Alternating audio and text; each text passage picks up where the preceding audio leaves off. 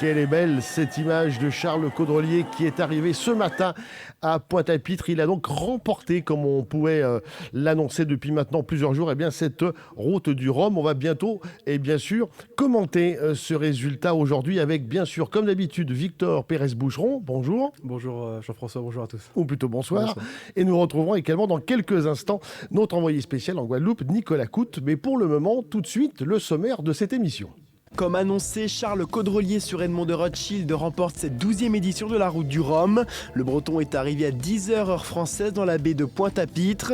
En prime, il établit un nouveau record de la traversée en 6 jours, 19h, 47 minutes et 25 secondes. François Gabard sur l'Azartic signe la seconde place, lui aussi en moins de 7 jours. Chez les Ocean 50 et les IMOCA, la bataille fait toujours rage. Quentin Vlaminck et Charlie Dalin sont toujours en tête, mais rien n'est joué. Et nous finirons comme chaque soir par le journal du Rhum, la rubrique on board et notre image du jour. Il était donc 5h, heure locale, 10h, heure française, quand Charles Caudrelier, dans les lueurs de la nuit, franchit la ligne d'arrivée tout à l'heure à Pointe-à-Pitre. Le Breton, en tête de la course depuis le premier jour, lève les bras au ciel, presque timidement. Pourtant, l'exploit est imposant. Le skipper français vient de remporter pour sa première participation la Route du Rhum, 12e du nom. Et au passage, s'il vous plaît, il établit le nouveau record de la traversée en 6 jours, 19h, 47 minutes et 25 secondes.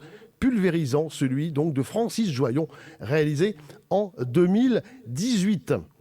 À peine arrivé, bien sûr, le skipper français a été assailli par les questions des journalistes et je vous propose tout de suite, tout simplement, d'écouter ses premières réactions. Pour moi c'était une course qui a beaucoup de sang, beaucoup de valeur. J'ai toujours eu envie d'y être, j'ai jamais pu et puis j'ai eu la chance, il y a 3 ans, qu'on me propose d'être au départ dans des conditions que j'avais même pas imaginées dans cette équipe, sur ce bateau. Et c'était incroyable. Donc, et de partager tout ça avec l'équipe, avec ma famille. Évidemment, c'est un grand moment pour un marin, remporter la Route du Rhum en multicoque. Et sur des bateaux, quand j'ai commencé à m'intéresser à la voile, ça n'existait pas des bateaux comme ça, des bateaux volants. C'est la course qui m'a tout simplement donné envie de faire de la voile. Donc c'est ces images de Laurent Bourgnon sur son flotteur tout seul à la barre, ça m'a inspiré et depuis ce jour-là j'ai eu envie de faire cette course bien au-delà du Vendée Globe, et j'ai jamais pu. Et j'ai été patient et ça valait le coup. Le fait est qu'il y a eu un vrai combat avec François et forcément on a mis énormément d'intensité tous les deux et ça a rendu la course plus difficile. Je suis bien parti, j'avais un peu d'avance et je pensais que j'allais réussir à creuser et puis finalement il a bien navigué, il est revenu et ça a été un vrai combat. Non, la fatigue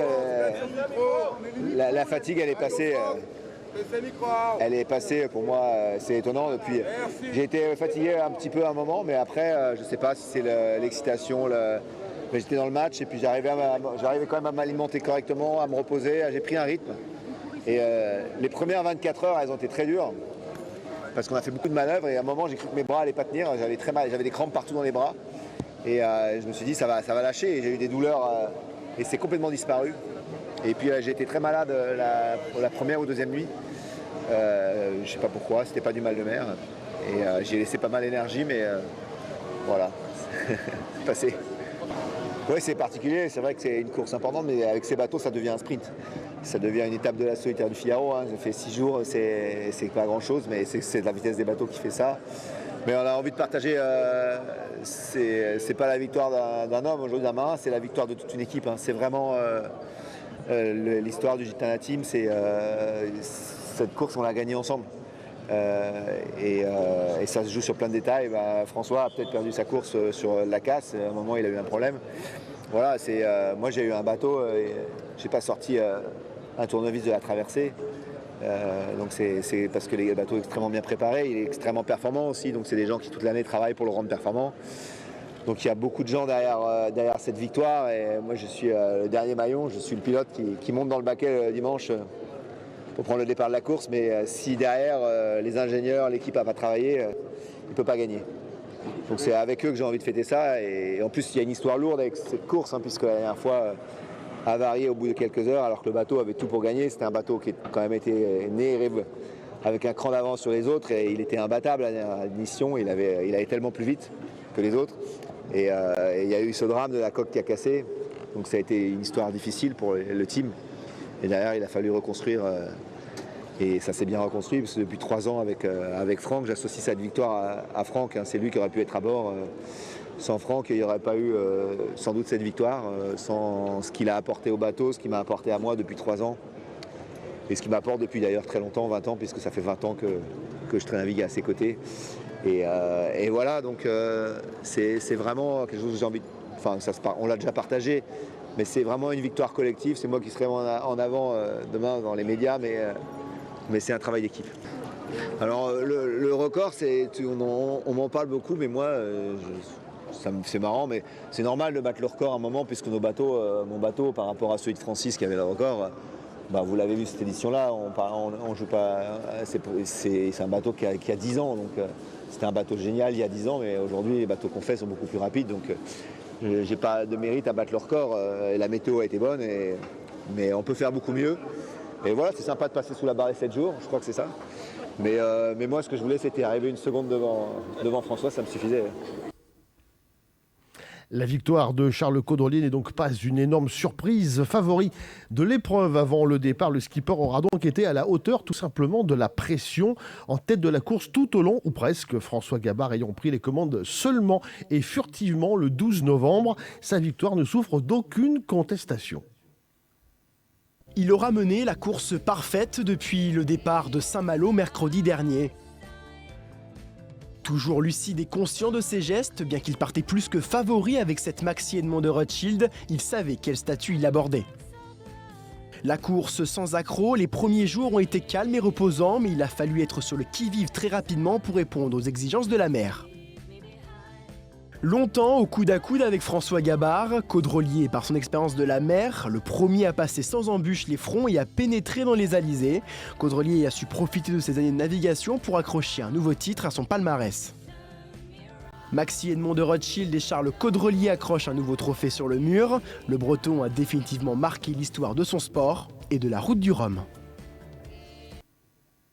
Alors après, entre autres, la Transat Jacques Vabre, la Solitaire du Figaro ou encore la Volvo Ocean Race, la Route du Rhum s'inscrit presque logiquement dans le palmarès de Charles Caudrelier. Il ne l'avait pas, celle-là, à son palmarès. Charles Caudrelier peut fièrement inscrire à son palmarès bien garni la doyenne des transatlantiques, la 12e édition de la Route du Rhum, destination Guadeloupe. 3 Transat Jacques Vabre à son actif, il le connaît par cœur cet océan Atlantique dans ses moindres recoins.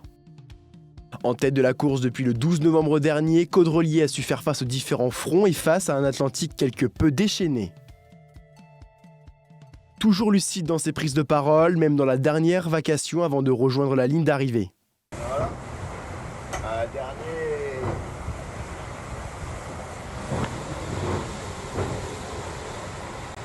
Dernier lever de soleil à bord de Gitana. Normalement demain on sera arrivé, j'espère. La Guadeloupe est pas trop. Voilà, on est dans l'Alizé. C'est toujours la bagarre, parce que l'écart n'est pas énorme avec le trou de la Guadeloupe devant. Et la fin pour approcher la Guadeloupe est compliquée. Voilà. Et les conditions sont agréables. La nuit, le jour avec la chaleur, c'est pas super. On va regarder dehors comment c'est.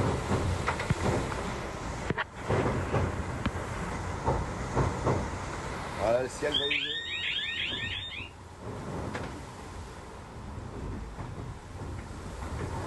Le bruit c'est l'alarme de gîte, vous avez dû voir le coup de gîte à la caméra. Ouais. Les vagues et un peu de risée, ça fait des petites accélérations.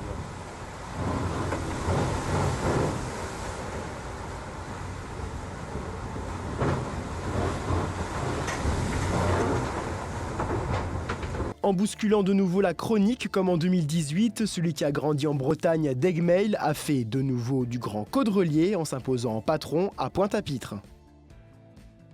Au-delà de la performance, cette ultime pensée par la maison de Rothschild a également amélioré le record de la traversée. Charles Caudrelier inscrit encore plus son nom dans l'histoire de la voile. Alors, comme vous pouvez bien l'imaginer, Charles Caudrelier ne s'est pas construit seul. Il y a plus de 20 ans, il a croisé le chemin d'un certain Franck Camas, avec qui il a tout appris en tant que routeur, comme barreur, puis comme skipper, notamment lors de la Route du Rhum 2010, quand il l'a accompagné dans la technique. Et ce soir, nous avons le plaisir, justement, de recevoir dans cette émission Franck Camas. Bonsoir Franck. Bonsoir. Merci d'avoir accepté notre invitation dans une journée, j'imagine, très chargée. Première question, elle va être toute simple, évidemment. Votre première réaction à ce succès, à son succès? Je suis évidemment heureux. On a œuvré effectivement avec toute une équipe derrière Charles pour l'emmener à ce résultat. Donc on est très heureux du travail que l'on a effectué tous ensemble. Et puis surtout avec Charles, j'ai une relation particulière puisque ça fait quasiment 25 ans que l'on se connaît. On a même été colocataires pendant quelques années. Donc c'est pour ça que les liens sont assez forts et on a gravi les échelons un peu ensemble. Pas forcément sur les mêmes bateaux, mais on a pu se croiser pendant notre carrière. On a notamment fait le tour du monde que j'ai fait sur Groupama 4 lors de la Volvo Ocean Race en 2010. Charles était mon équipier. Il faisait déjà de la performance et de la navigation à bord et je connais sa rigueur et son talent pour, euh, pour, euh, pour être performant. Et là, il a évidemment démontré en tant que skipper en solitaire. C'était sa première. Il était bisu sur cette épreuve, mais on savait tous dans le milieu qu'il avait, les qualités pour gagner cette route du Rhum. Alors justement, vous parlez de qualité. Franck, comment vous pouvez analyser la course de Charles? Vous étiez justement aux premières loges en plus. Ouais, alors moi je faisais effectivement partie de la cellule routage avec Stanone et Juan Israël. Mais comme on l'a vécu, déjà ça s'est passé très rapidement, hein, finalement. 6 jours, c'est le record effectivement.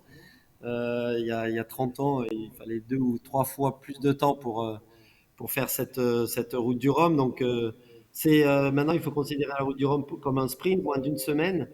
Et donc tout s'est passé vite et ça veut dire qu'il faut rien rater, il faut jamais s'engager dans une impasse météo pour pouvoir toujours avoir jusqu'au bout cette capacité de contrôler ses adversaires et finalement d'arriver en tête. Mais ce qu'on peut retenir, c'est que Charles, il a quand même mené le bateau à 100% comme on pourrait le faire en équipage. Et ça, c'est vraiment pas simple. Il faut prendre des risques, mais pas trop. Il faut être toujours sur le fil du rasoir. Et il a montré qu'il maîtrisait parfaitement ce Maxi Edmond Rothschild. Ça fait 2 ans qu'il navigue sur le bateau. On a fait plusieurs grandes courses en double avec Charles. Et je sais qu'il était de plus en plus à l'aise et serein sur le bateau. Et là, il a démontré en attaquant un pied au plancher de Saint-Malo à l'arrivée. Et ensuite, en fait, nos adversaires, on navigue souvent en fonction de nos adversaires. Si on avait été tout seul, on aurait peut-être fait des routes différentes. Mais dès le golfe de Gascogne, c'est vrai qu'on a un petit peu calqué notre route en fonction des trajectoires des autres parce que avec Charles, on se sentait plutôt à l'aise en performance pure et c'était pas notre jeu à nous de prendre des risques tout seul.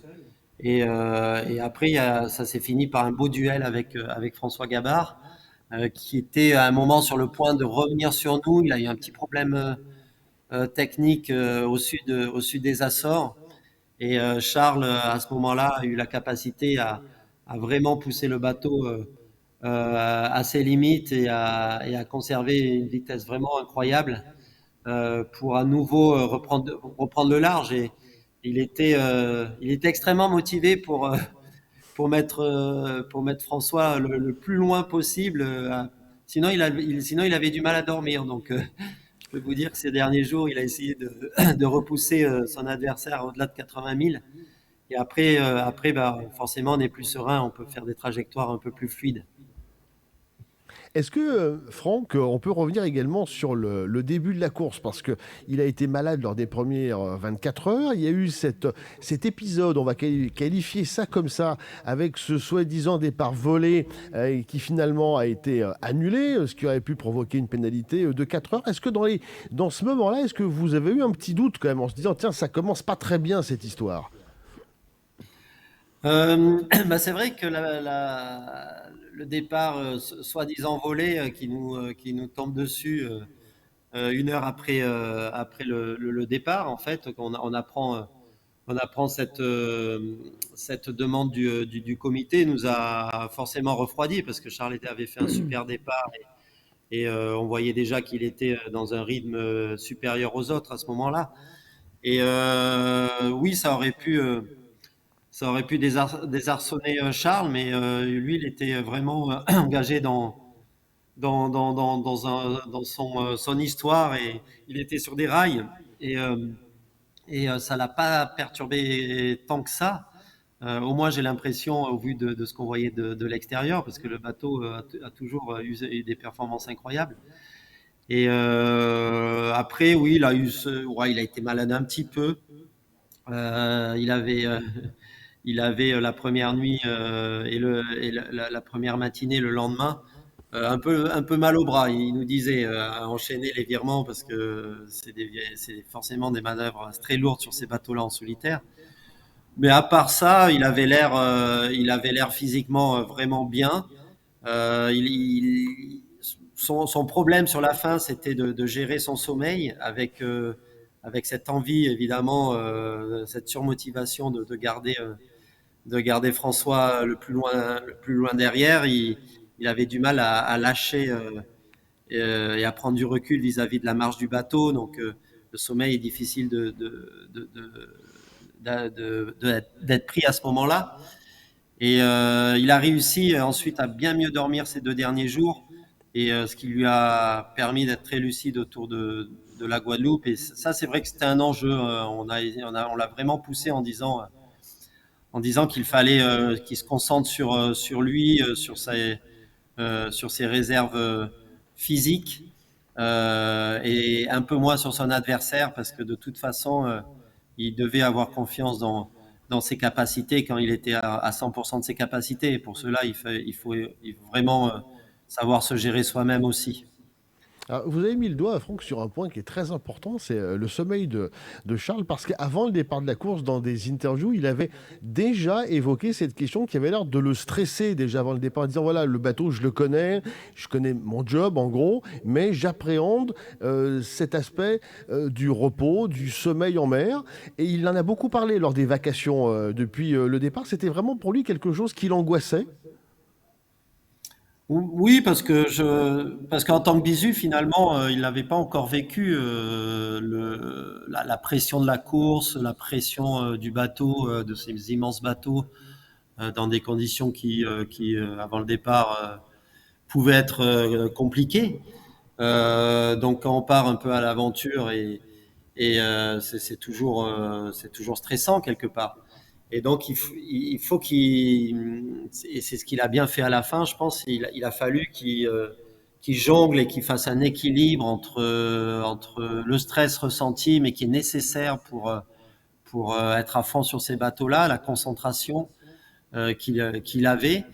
Mais en même temps, il fallait aussi qu'il trouve parfois un peu de recul par rapport à la régate, par rapport à l'urgence et au court terme, pour envisager la big picture, comme on appelle en stratégie, pour faire justement le bon rythme et pour tenir ces 6 jours jusqu'en Guadeloupe.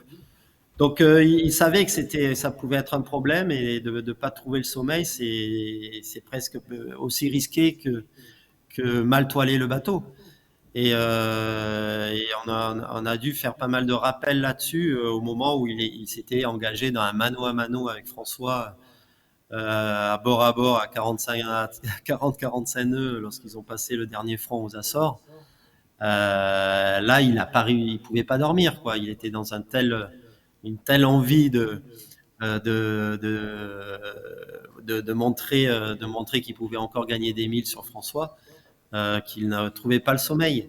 Il était, voilà, et à partir de ce moment-là, il y a un déclic. Je pense qu'on lui a bien dit, attention, la régate, ça se joue pas là. Ça se joue, il reste encore 48 heures, ça va se jouer autour de la Guadeloupe. Essaye d'adopter un rythme qui te permet d'arriver, un rythme serein qui te permet d'arriver en pleine forme dans la Guadeloupe. Et finalement, c'est à partir de ce moment-là où on a acquis le plus d'avance sur François. Donc voilà, les questions qu'il avait sur ce sujet, je pense qu'il a trouvé les réponses de lui-même sur cette fin de course. Et là-dessus, il aura appris beaucoup. Si on fait un petit retour en arrière, Franck Camas, quand vous avez rencontré donc Charles Caudrelier il y a 25 ans, hein, si je vous ai bien entendu, est-ce que quand vous le croisez, quand vous le rencontrez, quand vous commencez à vous connaître, est-ce que dès le début, vous percevez en lui justement le marin qu'il est devenu aujourd'hui? Pas forcément, c'est vrai qu'il montrait pas une aussi grande ambition que ce qu'il avait réellement, parce que dans le fond, là il le dit plus facilement, mais cette route du Rhum c'était un rêve depuis gosse, et il avait vraiment envie de naviguer sur les multicoques, et c'est finalement au début de sa carrière, il navigue très peu sur les multicoques, il fait du Figaro alors qu'il y a un super apprentissage. Et ensuite, il s'oriente plus vers du monocoque, de l'IMOCA. Et je n'avais pas ressenti finalement cette envie aussi forte qu'il a montré ces dernières années pour cette épreuve et pour ces grands multicoques. Donc ça devient un spécialiste de multicoque. À 10 ans, ça ne l'était pas.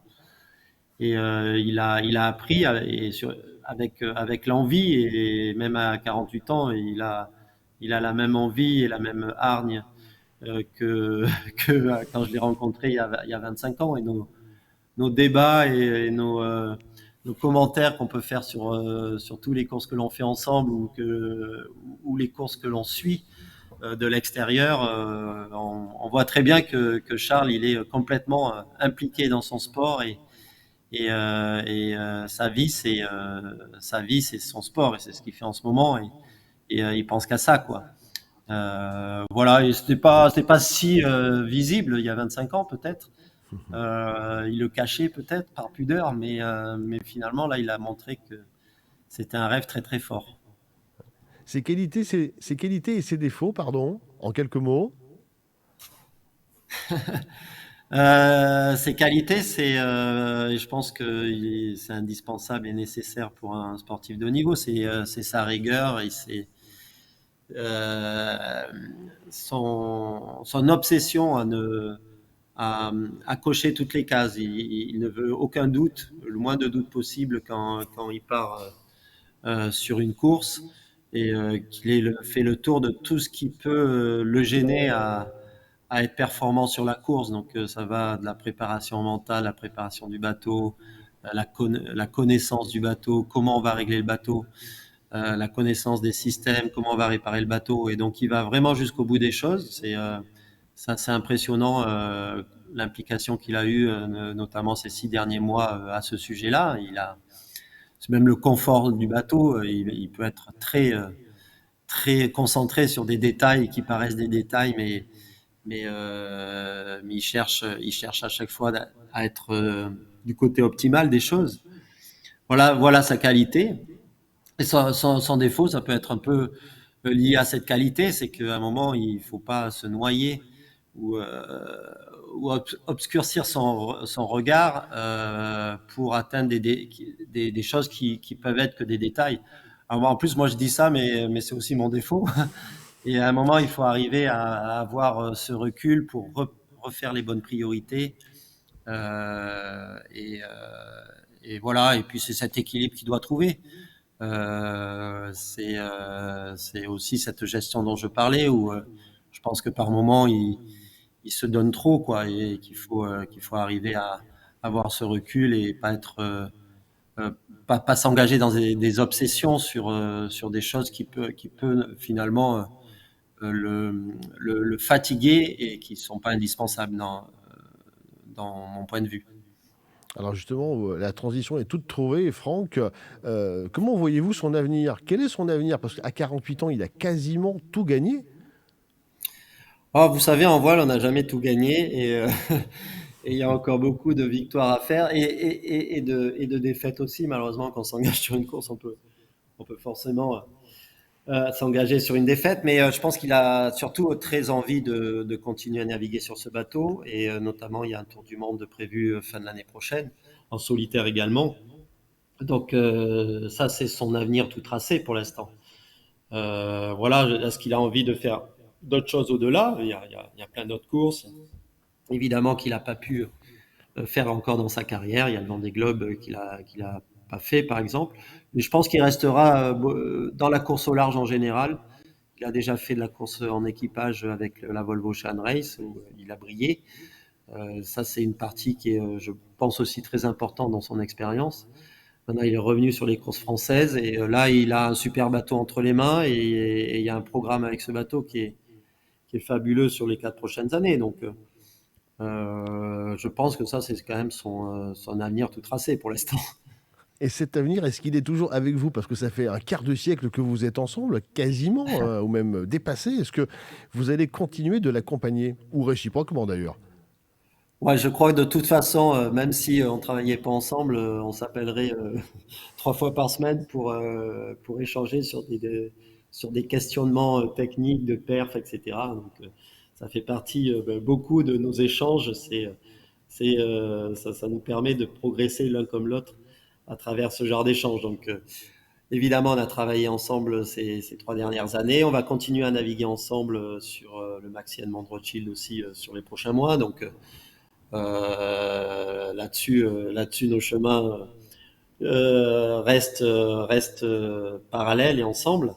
Voilà, moi j'ai envie de faire un peu d'autres choses que lui ne fera pas dans l'immédiat, mais je garderai toujours un pied pas loin de lui, je pense, pas loin de son bateau, et intellectuellement et socialement, évidemment, puisque ça reste un très bon ami de toute façon. Donc on se verra même si on navigue pas forcément ensemble.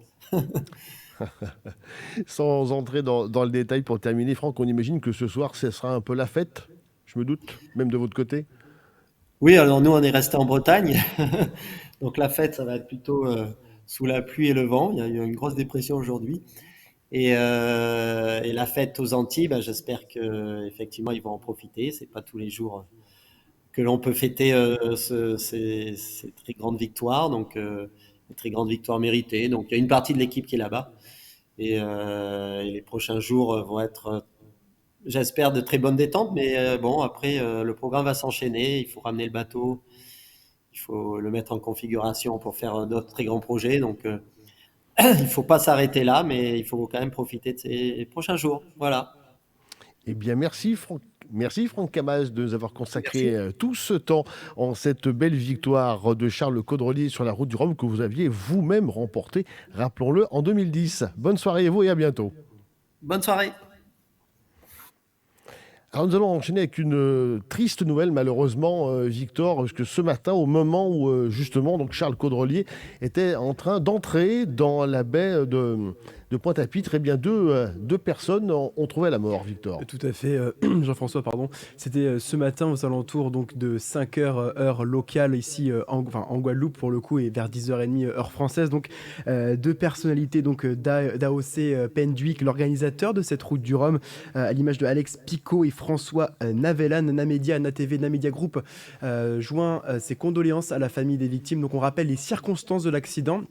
L'embarcation dans laquelle ils avaient pris place s'est renversée. Alors, on n'a pas l'explication, une hypothèse, hein, c'est une manière hypothétique, c'est-à-dire que la barque serait renversée au vu de des nombreux mouvements d'eau présents sur... Parce qu'il y a beaucoup de bateaux, hein. On l'a vu sur les images, effectivement, quand Charles arrive, effectivement, il n'est pas seul, il y a une multitude de bateaux, c'est un peu cacophonique, et c'est là qu'a priori, donc, le drame est intervenu. Tout à fait, voilà.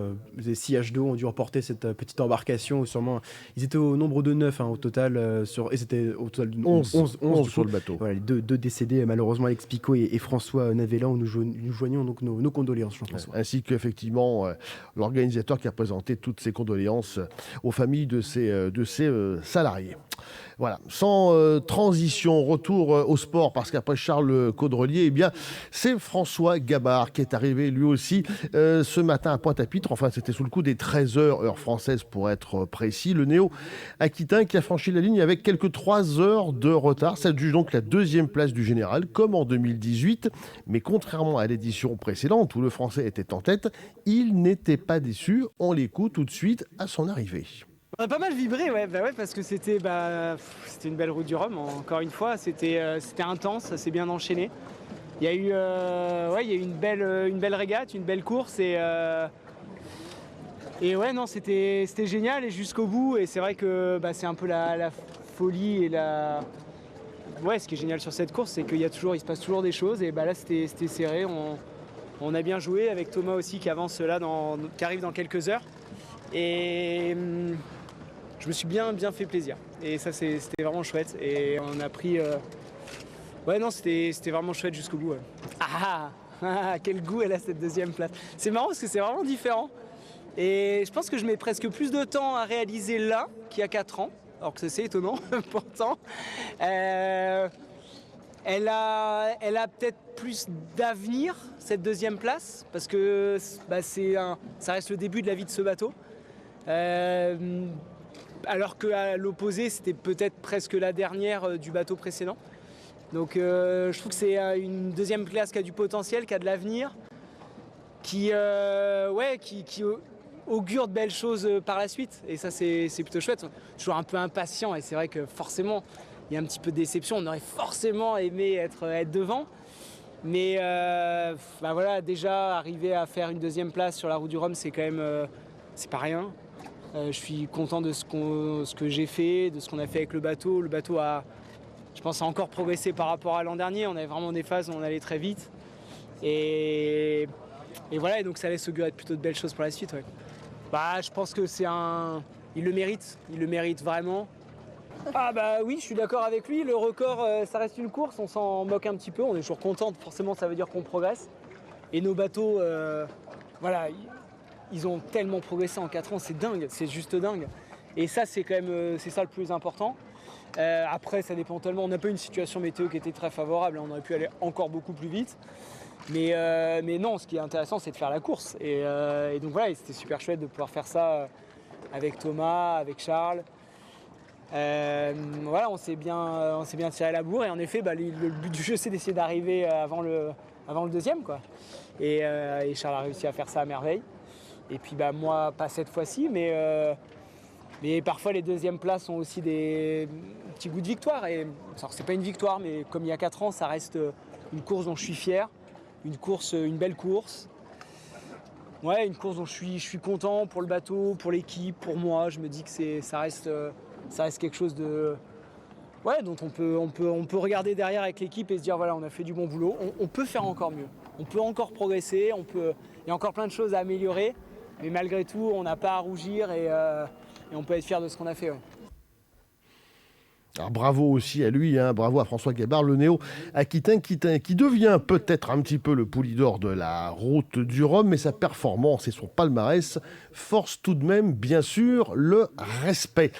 Passons également au classement, parce qu'il n'y a pas que les 2 hommes. On attend d'une minute à l'autre quasiment Victor en Guadeloupe. Thomas Coville sur Sodebo. Son arrivée est prévue. Alors, il était prévu fin d'après-midi, début de soirée. Vous avez peut-être une information. Oui, plus de précision. 29 000 donc sépare Thomas Coville Sodebo de Pointe-à-Pitre en Guadeloupe, Jean-François. Ouais, donc effectivement, il va arriver dans la soirée, courant de soirée en France. Donc dans le courant de le début de l'après-midi en Guadeloupe. Pour reprendre donc le classement qui s'affiche sur votre écran. Donc vous l'avez vu, vous l'avez compris, Charles Caudrelier est donc le grand vainqueur de cette 12e édition de la Route du Rhum devant François Gabard qui, comme en 2018, donc prend la 2e place de ce classement. Thomas Coville, on vient d'en parler, est 3e et son arrivée est donc imminente en Guadeloupe. Francis Joyon, le tenant du titre qui donc ne l'est plus, est remonté en 4e place. Il était 5e hier. Il est repassé devant Yves Leblévesque. Arthur Levaillant est 6e. 6e. Armel Lecléache sur Banque Populaire est toujours 7e. Il fait une belle remontée. Malheureusement, il avait tellement de retard, le skipper français, suite à son accident, quand il a dû réparer du côté de Lorient, qu'il sera bien compliqué de revenir, en tous les cas, dans le top 4. Et puis donc, pour terminer, bien sûr, toujours, malheureusement pour lui, Romain Pilliard, mais qui avait d'autres ambitions dans cette course. Voilà pour les ultimes.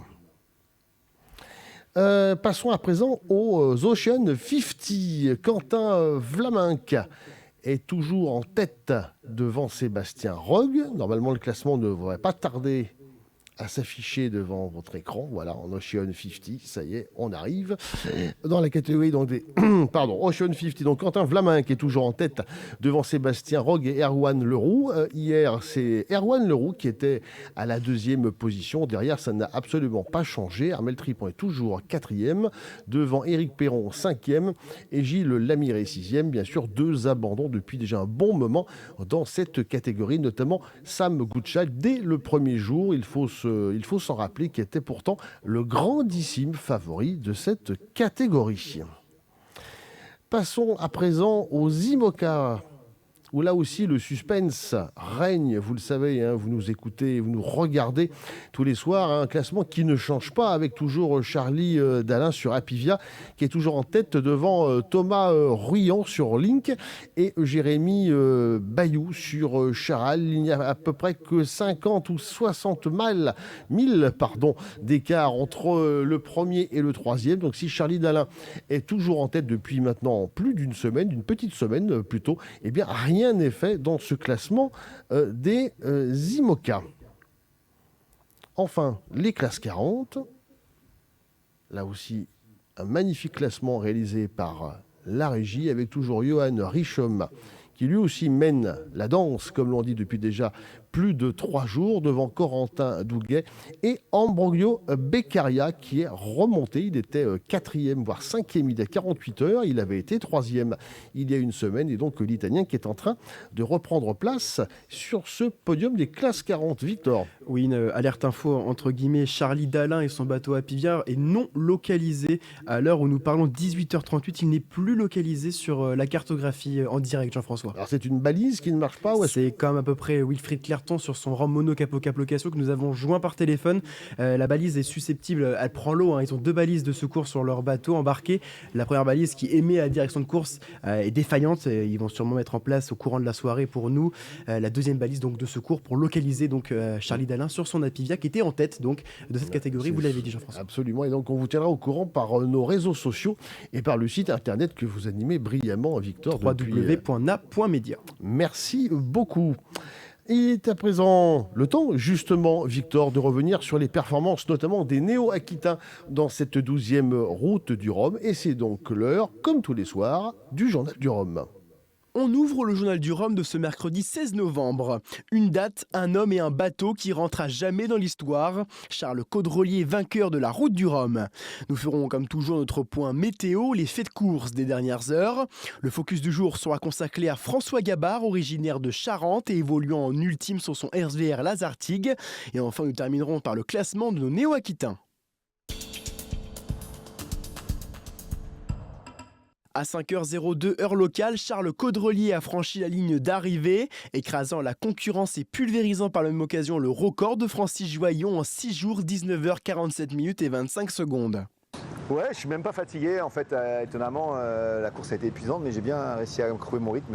Les premières 24 heures ont été dures, après je suis rentré dans...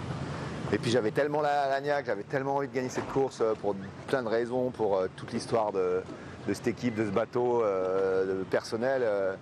C'est vrai que moi j'en rêve depuis que je suis gamin et j'ai jamais pu la faire, quoi. Et c'était une énorme frustration. Et puis un jour, il y a 3 ans, on m'a offert ce rêve-là et j'ai tellement de gens à remercier qui m'ont soutenu, quoi. Qui ont cru en moi, parce qu'il fallait croire en moi. Hein, voilà, je pense à...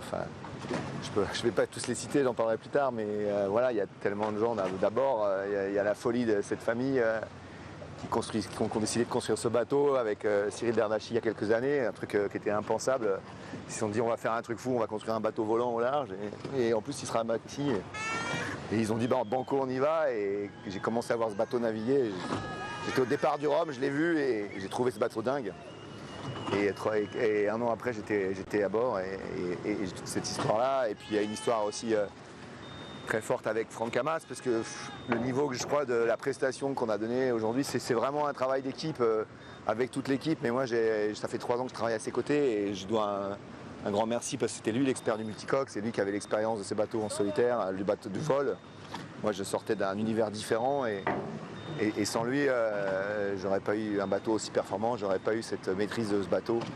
Donc cette victoire. Et puis à un moment, il a fallu choisir qui allait la faire, le Rhum, et il m'a laissé la place généreusement et je le remercie.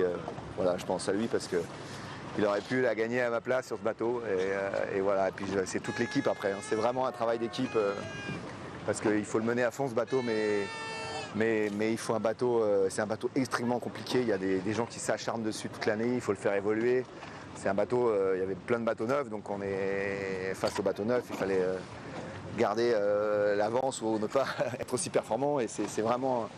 Voilà, je le dis souvent, c'est une équipe de Formule 1 et moi je suis le pilote et le dimanche, mais tout le reste de l'année, il y a des gens qui bossent pour que j'ai un bateau parfait. J'ai pas eu un souci sur le bateau, c'était une course presque parfaite, j'ai envie de dire. On ouvre désormais la page météo. Un flux de sud-ouest fort domine en entrée du golfe de Gascogne et au nord du 43e parallèle, en lien avec une dépression centrée à 150 000 au sud de l'Irlande. Un flux d'ouest-sud-ouest modéré du sud-est des Açores aux côtes portugaises.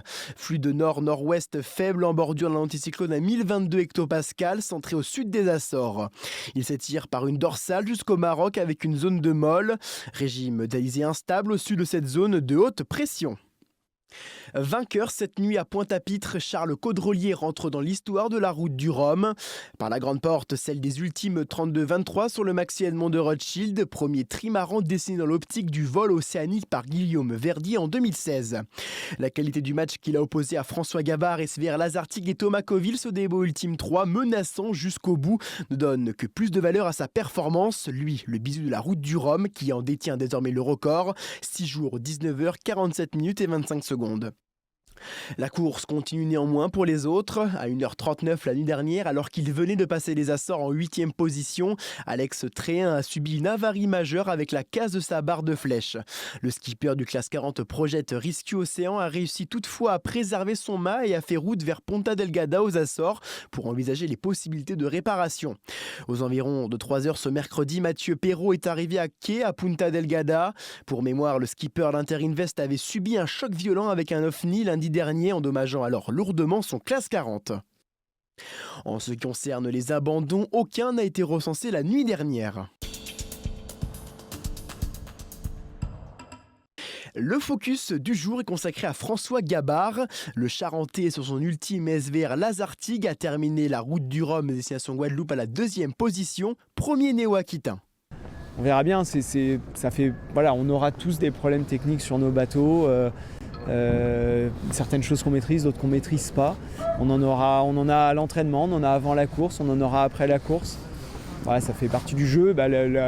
Nous, notre job, le job de l'équipe, c'est d'essayer de s'adapter, de faire au mieux après des incidents comme ça. Et voilà, et on est aujourd'hui en tout cas, on est en attente quand même d'un diagnostic parce que la dérive est en train d'être un peu démontée pour voir l'étendue des dégâts. Mais on est à l'heure actuelle, donc là on est mercredi matin à 11h. Pour le moment on est quand même confiant pour l'avoir pour le départ dans 10 jours. Une route du Rhum idéale. Une route du Rhum idéale, elle a bien commencé justement quand on voit le succès là aujourd'hui du village. Il y a déjà beaucoup de monde dès ce matin ici, il y a des beaux bateaux. Une route du Rhum idéale, c'est une course difficile. Pleine de rebondissements, avec beaucoup d'émotions, beaucoup de partage avec le public, que ce soit sur l'eau au départ ou à l'arrivée, ou avec toutes les personnes qui peuvent nous suivre à terre. Et voilà, et vivre à la fin de cette course, se dire on a vécu quelque chose d'incroyable, on a tous vibré, on a tous des émotions très fortes. Et c'est ça une route du Rhum idéale, c'est le spectacle et la magie de la route du Rhum. Oui, c'est vrai que c'est des bateaux qui sont capables d'aller très très vite et à peu près à tous les angles. On a énormément progressé en remontant au vent. On va vraiment beaucoup plus vite parce que les bateaux sont capables de voler à ces vitesses-là. On a des des plateformes qui freinent moins dans l'air. Donc même si on a des vents apparents très très forts, on arrive à continuer à maintenir des vitesses très élevées. Et donc ça, en effet, ça ouvre un peu le champ stratégique. Ça permet éventuellement d'aller chercher peut-être des routes un peu plus auprès. Ce qui va nous limiter beaucoup, c'est l'état de la mer. C'est vrai que même si dans une mer, on va dire un peu moyenne, on ne fera pas probablement partie des bateaux qui vont se faire le moins secouer. Il y a plein de plus petits bateaux ou des bateaux qui ne volent pas, qui vont taper dans les vagues. Quand nous, on arrive à passer dans certaines conditions assez facilement. Par contre, évidemment, si la mer devient très très grosse, on a du mal à maintenir le vol et surtout à maintenir des vitesses très élevées. Donc il va falloir trouver un peu le chemin sur l'Atlantique où il y a la mer, on va avoir de la grosse mer, mais il ne faut pas qu'elle soit trop creuse. Et par contre, on arrive à aller vite dans beaucoup de conditions de vent. Dès qu'il y a un tout petit peu de vent et à peu près à tous les angles, les bateaux sont capables de vitesses assez extraordinaires. Donc ça ouvre le champ des possibles d'une manière assez intéressante.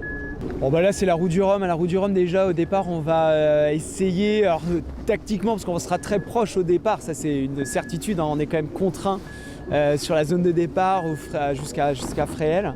Puis après l'océan est grand et vaste, on va déjà se concentrer sur la difficulté de mener un trimaran, un ultime en solitaire sur notre trajectoire. Puis on fera éventuellement de la tactique autour de la Guadeloupe, comme la dernière fois, ça pourrait être sympa. C'est sûr que si on se retrouve à vue à l'arrivée, on prendra forcément ça en compte, mais en tout cas sur les choix de trajectoire plus stratégiques sur l'Atlantique, pour le moment on va vraiment se concentrer sur notre météo, notre analyse et notre bateau. On ouvre désormais la page Nouvelle-Aquitaine avec le classement de nos marins. En classe 40, Jean-Baptiste Daramy gagne une place et se retrouve 18e. Quito de Pavan gagne également une place et rentre dans le top 10. En IMOCA, Yannick Bestaven, Maître Coq 11e et Arnaud Boissière, la Micaligne gagne également une place et se retrouve 14e. En ultime, après l'arrivée de Caudrelier, le Rochelet, le Vaillant est toujours 6e et le Charentais François Gabard, lui, termine second de cette route du Rhum, destination Guadeloupe.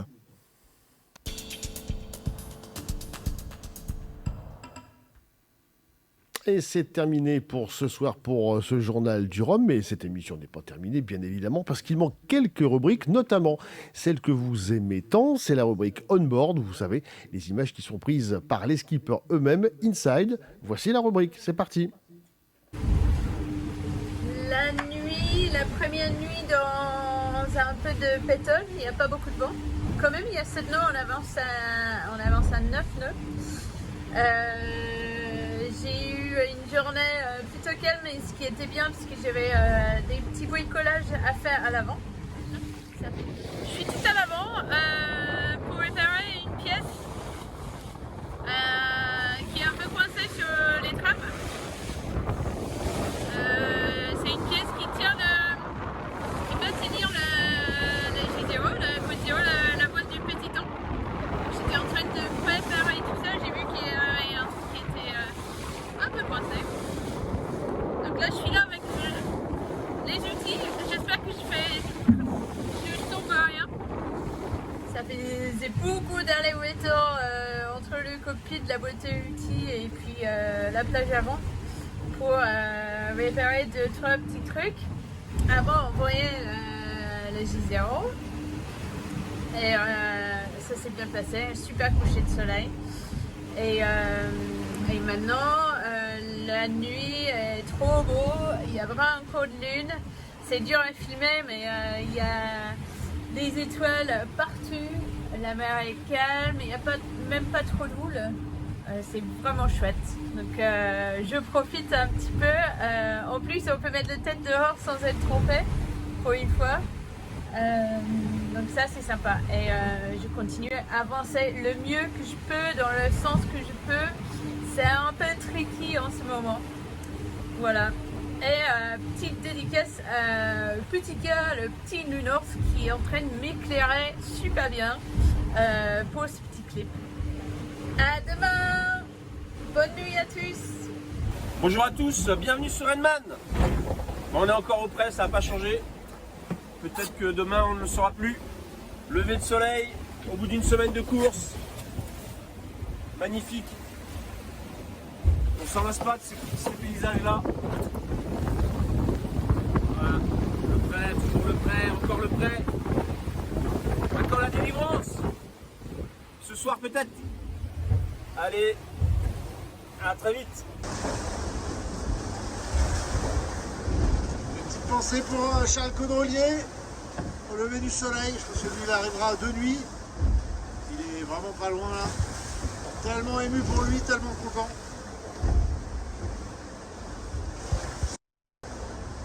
Allez, voilà. Le ciel est gris et la mine aussi est un peu grise. J'ai fait demi-tour cette nuit. Je suis à 15 000 là, de Punta Delgada.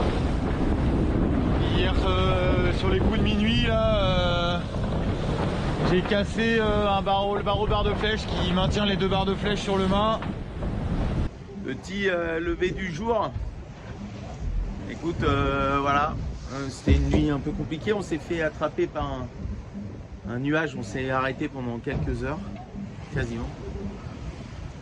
Donc voilà, et là on repart, ça fait un peu de temps, mais bon. On va voir ce qui va se passer aujourd'hui, il va falloir bien négocier ce passage. Allez, bonne journée à vous, je vous embrasse. Hello, bienvenue à bord d'Arkema. Eh ben oui, c'est vrai que mon avance elle a un petit peu baissé ces derniers 24 heures. On a buté dans une zone 120, et les autres derrière on en profitait forcément pour revenir, mais voilà, on était au courant, il a fallu rester calme, hier c'était pas simple, j'ai pas mal dormi, je me reposer en attendant, et là c'est 2-3 heures que c'est un peu revenu le vent, et puis là je suis plutôt dans une bonne situation, voilà, c'est provisoire, mais on espère que ça dure le plus longtemps possible forcément. Après, de toute façon, il va falloir rester éveillé jusqu'au bout. Le vent moyen va monter un petit peu sur cet Atlantique pour rejoindre la Guadeloupe. Bon, salut à tous. Je voulais féliciter Charles Caudrelier et tout le team Vitana pour cette magnifique victoire. Moins de 7 jours, ça fait rêver. Pour Rapida, il m'en reste, il reste quoi, 2500 km, un truc comme ça. Et aussi, voilà, bon courage à François pour les derniers 1000. C'est bientôt fini. Bon, bah, on arrive, les gars. On va le plus vite possible. Allez, à bientôt. Des images que nous vous proposons évidemment tous les soirs depuis le début de cette route du Rhum. On vous rappelle bien sûr aujourd'hui l'information principale qui est même la seule information quasiment, puisque c'est le nom du vainqueur, Victor, c'est Charles Caudrelier qui s'est imposé dans cette 12e édition en 6 jours, 19h47 minutes et 25 secondes. Il est arrivé heure française à 13h tout à l'heure. Vous pouvez revoir les images magnifiques, des images de joie bien sûr pour le Français qui, rappelons-le, était favori de cette compétition. Il a donc explosé le record de Francis Joyon qui était de 7 jours, 14h21 minutes et 47 secondes. François Gabard est arrivé deuxième en battant quelque part lui aussi le record de Francis Joyon, mais comme c'est Charles Caudrelier qui est arrivé premier, c'est donc son record que l'on retiendra. Et je vous propose d'ailleurs de réécouter l'entretien que Charles Caudrelier a donné à la presse quand il est arrivé ce matin en Guadeloupe. Ouais, pour moi c'était une course qui a beaucoup de sang, enfin beaucoup de valeur. J'ai toujours eu envie d'y être, j'ai jamais pu, et puis j'ai eu la chance il y a 3 ans qu'on me propose d'être au départ dans des conditions que j'avais même pas imaginées dans cette équipe, sur ce bateau, et c'était incroyable. Donc et de partager tout ça avec l'équipe, avec ma famille, évidemment c'est un grand moment pour un marin, emporter la route du Rhum en multicoque et sur des bateaux. Quand j'ai commencé à m'intéresser à la voile, ça n'existait pas des bateaux comme ça, des bateaux volants. C'est la course qui m'a tout simplement donné envie de faire de la voile. Donc c'est ces images de Laurent Bourgnon sur son flotteur tout seul à la barre, ça m'a inspiré, et depuis ce jour-là, j'ai eu envie de faire cette course bien au-delà du Vendée Globe, voilà, donc et j'ai jamais pu. Et j'étais patient et ça valait le coup. Le fait est qu'il y a eu un vrai combat avec François, et forcément on a mis énormément d'intensité tous les deux, et ça a rendu la course plus difficile. Je suis bien parti, j'avais un peu d'avance et je pensais que j'allais réussir à creuser, et puis finalement il a bien navigué, il est revenu et ça a été un vrai combat. Non, la fatigue elle est passée. Elle est passée pour moi, c'est étonnant. Depuis, j'ai été fatigué un petit peu à un moment, mais après je sais pas si c'est l'excitation, Mais j'étais dans le match et puis j'arrivais quand même à m'alimenter correctement, à me reposer. J'ai pris un rythme. Et les premières 24 heures, elles ont été très dures. Parce qu'on a fait beaucoup de manœuvres et à un moment, j'ai cru que mes bras allaient pas tenir. J'avais très mal, j'avais des crampes partout dans les bras. Et je me suis dit, ça va lâcher. Et j'ai eu des douleurs et c'est complètement disparu. Et puis j'ai été très malade la première ou deuxième nuit. Je sais pas pourquoi, c'était pas du mal de mer. Et j'ai laissé pas mal d'énergie, mais voilà, c'est passé. Oui, c'est particulier, c'est vrai que c'est une course importante, mais avec ces bateaux, ça devient un sprint. Ça devient une étape de la solitaire du Figaro. Hein. Ça fait 6 jours, c'est pas grand-chose, mais c'est la vitesse des bateaux qui fait ça. Mais on a envie de partager, c'est pas la victoire d'un homme aujourd'hui, d'un marin, c'est la victoire de toute une équipe. Hein. C'est vraiment l'histoire du Gitana Team, cette course, on l'a gagnée ensemble. Et ça se joue sur plein de détails. François a peut-être perdu sa course sur la casse. À un moment, il a eu un problème. Voilà, moi, j'ai eu un bateau et j'ai pas sorti un tournevis de la traversée. Donc c'est parce que le bateau est extrêmement bien préparé. Il est extrêmement performant aussi. Donc c'est des gens qui toute l'année travaillent pour le rendre performant. Donc il y a beaucoup de gens derrière cette victoire. Et moi, je suis le dernier maillon. Je suis le pilote qui monte dans le baquet dimanche. Pour prendre le départ de la course, mais si derrière les ingénieurs, l'équipe n'a pas travaillé, il ne peut pas gagner. Donc c'est avec eux que j'ai envie de fêter ça. Et en plus, il y a une histoire lourde avec cette course, hein, puisque la dernière fois avarié au bout de quelques heures, alors que le bateau avait tout pour gagner. C'était un bateau qui a quand même été né avec un cran d'avance sur les autres, et il était imbattable à l'ignition. Il allait tellement plus vite que les autres. Et il y a eu ce drame de la coque qui a cassé. Donc ça a été une histoire difficile pour le team. Et derrière, il a fallu reconstruire. Et ça s'est bien reconstruit, parce que depuis 3 ans avec Franck, j'associe cette victoire à Franck. Hein. C'est lui qui aurait pu être à bord. Sans Franck, il n'y aurait pas eu sans doute cette victoire, sans ce qu'il a apporté au bateau, ce qu'il m'a apporté à moi depuis 3 ans. Et ce qu'il m'apporte depuis d'ailleurs très longtemps, 20 ans, puisque ça fait 20 ans que je navigue à ses côtés. Et voilà, donc c'est vraiment quelque chose que j'ai envie de... Enfin, on l'a déjà partagé. Mais c'est vraiment une victoire collective. C'est moi qui serai en avant demain dans les médias, mais c'est un travail d'équipe. Alors le record, on m'en parle beaucoup, mais moi, c'est marrant, mais c'est normal de battre le record à un moment, puisque mon bateau, par rapport à celui de Francis qui avait le record, vous l'avez vu cette édition-là, on joue pas. C'est un bateau qui a 10 ans, donc c'était un bateau génial il y a 10 ans, mais aujourd'hui les bateaux qu'on fait sont beaucoup plus rapides, donc. J'ai pas de mérite à battre le record. Et la météo a été bonne, mais on peut faire beaucoup mieux. Et voilà, c'est sympa de passer sous la barre les 7 jours, je crois que c'est ça. Mais moi, ce que je voulais, c'était arriver une seconde devant François, ça me suffisait. Magnifique réaction de ce magnifique vainqueur de cette 12e édition donc de la Route du Rhum. Il faudra s'en souvenir, un prénom, Charles, un nom, Caudrelier. Un chiffre, 6 jours, 19 heures, 47 minutes, 25 secondes. C'est ce qu'on appelle un record, un nouveau record. Bravo à lui et bravo également à François Gabard qui termine 2e. Thomas Coville est attendu dans les toutes prochaines heures, effectivement, en Guadeloupe. C'est le moment pour moi de remercier Victor qui est à côté de moi. Merci Jean-François. Et bonne fin de soirée à vous. Je remercie évidemment Paul Maison, Regnault en régie et Yann Brinduc qui nous ont bien sûr bien aidés tout au long de cette réalisation. Et on vous laisse sur l'image du jour en vous rappelant bien sûr avant que vous pouvez revoir cette émission sur notre chaîne à partir de 21h et bien sûr sur notre chaîne YouTube. Mais d'ici là, bonne soirée, à demain. Et voilà, voici plutôt l'image du jour et vous la connaissez.